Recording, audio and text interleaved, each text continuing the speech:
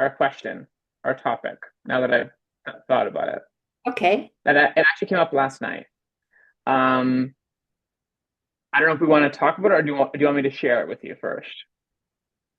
Oh, let's get right into it. Okay. All right. Hello, I'm Deborah Sword. Hi, I'm Tyson Bankert. Deborah, I've got a question for you. So, yesterday I was chatting with a friend and they mentioned to me that they had not had a fight with their partner in a couple of months. And I thought, that's really interesting. That's I didn't really know how to respond to that because the implication was that they had not had fights, therefore everything is going good. But I also wanted and fight was maybe taken with quite a lot of baggage. But I was thinking to myself, well, why haven't you had any fights lately? Sometimes not having a fight means that you're maybe not communicating about things. And that person looked at me and went, actually, yeah, there are some things we haven't thought about that we probably should. And I guess I'm just really curious to know what your thoughts are on why do we think that not fighting or not talking about conflict means that the relationship is healthy? That sounds like it was an interesting conversation with your friend.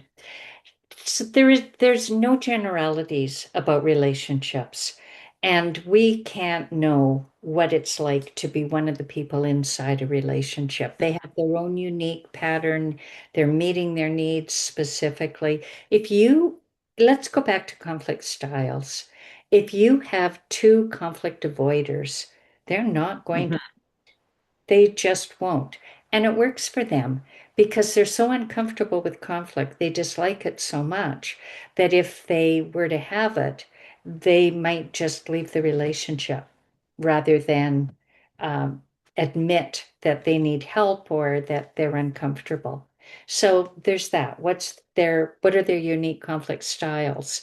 Is one an avoider and one an accommodator so that whoever avoids, the other one is going to say, sure, okay, whatever you want. Hmm. Yeah, and I find that yeah, this is really interesting because I think that there's this I think prevailing culture of well, everything is good because nothing has come up. And oftentimes, as you and I both know, with maybe two conflict avoiding or accommodating people, it ends up coming up eventually, right? Um, or maybe never does. And I think for when we are always talking about sort of how we want to have, be conflict competent, I think it's being able to. I think we are asking people and invite in the invitation to explore those skills to handle the kinds of conflicts that do come up, rather than I think ignore. But I guess I'm just wondering, like, why do we think that not having conflict is a seen as a positive thing? Or the idea that we haven't had a you and I have never had a fight, Deborah, doesn't necessarily mean that everything is always good. I believe it is currently, but maybe it's not. Maybe you've been avoiding things and not saying it, and yet I believe that it's a really healthy, productive relationship that we currently have. And I see that often, I think, is this idea that like no nothing bad has happened, conflict is bad, therefore nothing bad has happened, and everything is going good. It's yeah, it's interesting. So let's talk about engagement with people. We're talking a lot about the quality of relationships. If Hmm. the quality of your relationship is superficial, if you don't talk about anything controversial, and if your tastes and likes and preferences are so similar that there's no friction, then you aren't going to have much to fight about. And that's fine. That is a relationship that might be meeting their needs perfectly.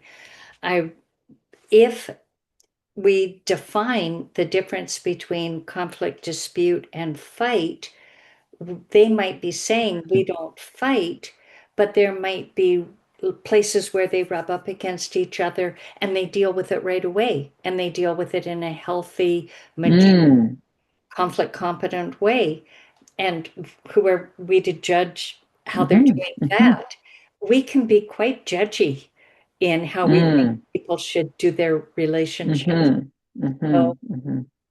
if they're saying we don't fight, it may be they're defining fight as yelling, screaming, Hmm. insulting, sulking, giving the silent treatment, all of those unhealthy Hmm. ways of engaging.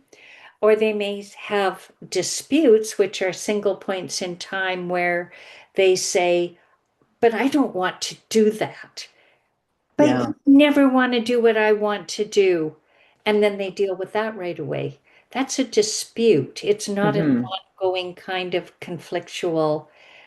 Yeah. And I think what you're coming up with what you're bringing up is we're actually probably better at conflict than we realize, right? Like we actually are probably doing these negotiation and these dances and these accommodating and compromising just fluidly sometimes, right? It's like everything is that give or take, right? And I think for somebody else in that single, oh, that for me would be an issue.